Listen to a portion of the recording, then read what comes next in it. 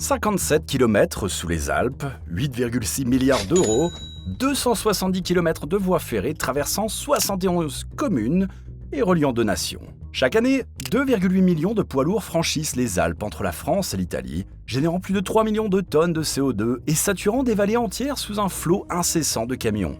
Ce trafic routier suffoque littéralement les communautés alpines depuis des décennies. Au cœur de ces montagnes, une bataille titanesque se livre contre la roche, l'eau et la pression.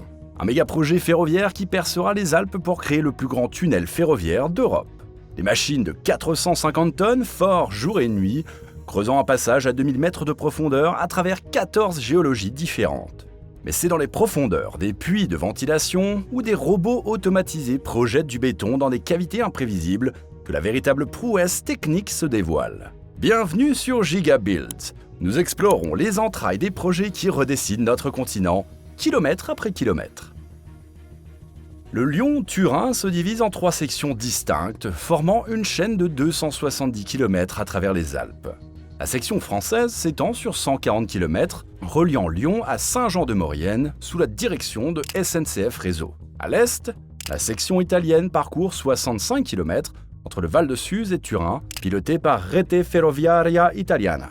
Entre ces 2 tronçons, la pièce maîtresse. La section transfrontalière de 65 km, incluant le tunnel de base du Mont-Cenis, sous la responsabilité de TELTS, Tunnel European Lyon-Turin.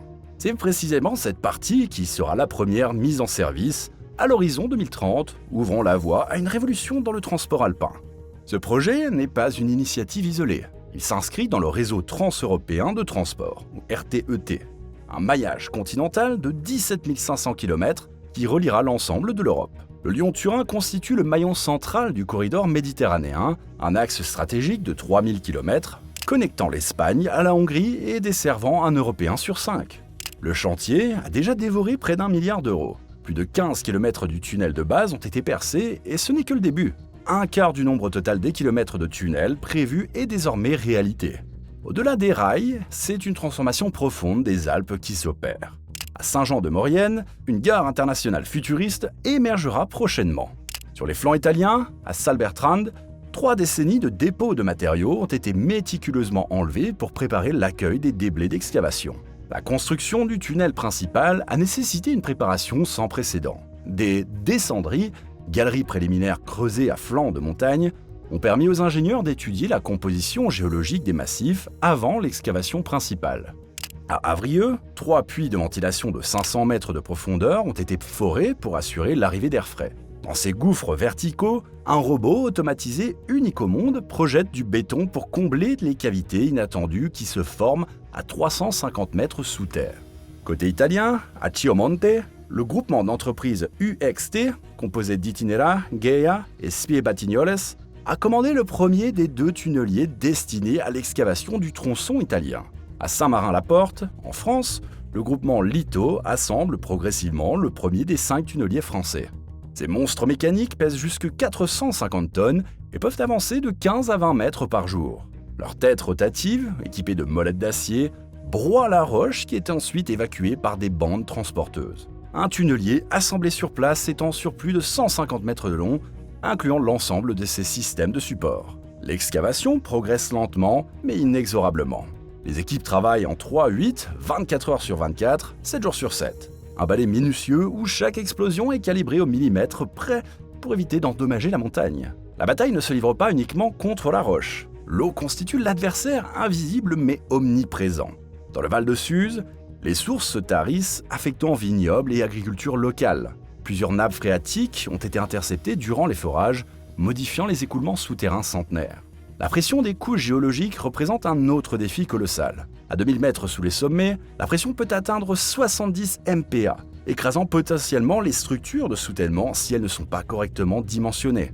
Les ingénieurs doivent traverser 14 géologies différentes, chacune nécessitant des approches distinctes. Des roches métamorphiques aux schistes lustrés, en passant par des zones fracturées ou des poches d'anhydrite, une roche qui gonfle au contact de l'eau.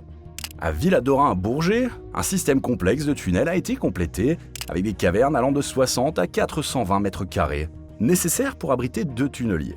Ces espaces souterrains doivent être parfaitement stabilisés pour supporter le poids des équipements et résister aux pressions de la montagne. L'un des défis majeurs concerne la gestion des matériaux excavés. Au total, ce sont 37 millions de tonnes de roches qui seront extraites.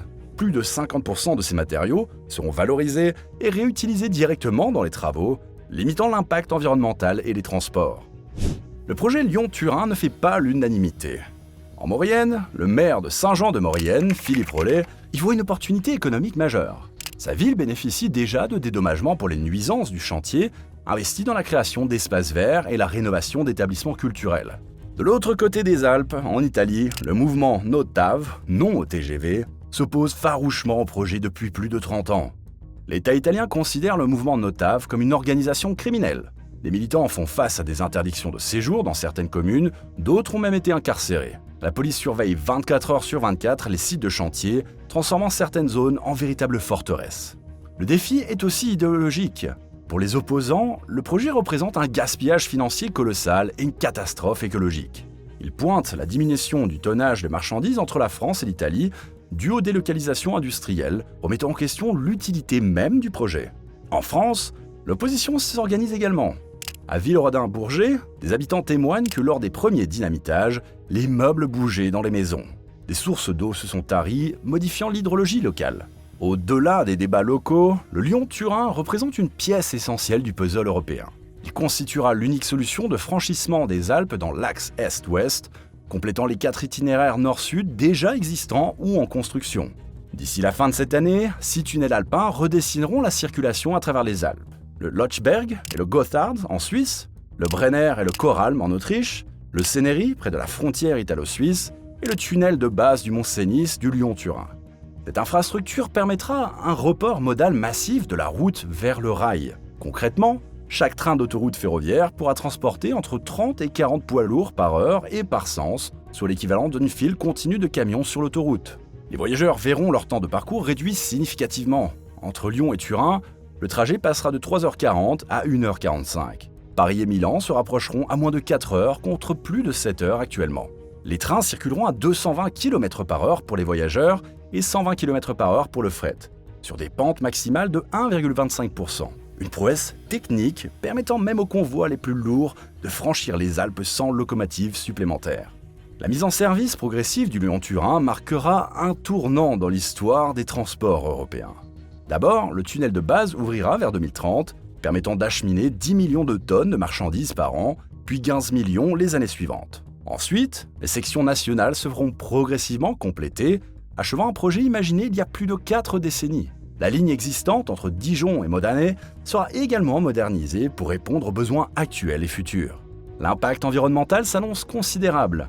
La limitation des émissions de CO2 et de particules fines dans les vallées alpines répondra aux engagements climatiques de la France et de l'Italie. Une ligne majoritairement enterrée, 70% du tracé, limitera l'impact paysager et acoustique. À Saint-Jean-de-Maurienne, le maire rappelle que la ville s'est développée grâce au train. Tous les industriels sont venus dans la région grâce au chemin de fer. Le Lyon-Turin perpétue cet héritage en l'adaptant aux défis du XXIe siècle. Entre Lyon et Turin, un nouveau viaduc ferroviaire sur l'Arvan a déjà été mis en service. À Modane et Fourneau, une route de contournement permet aux véhicules de chantier d'éviter les centres-villes. Année après année, le paysage se transforme, préparant l'avenir. Les sociétés passent, les tunnels restent.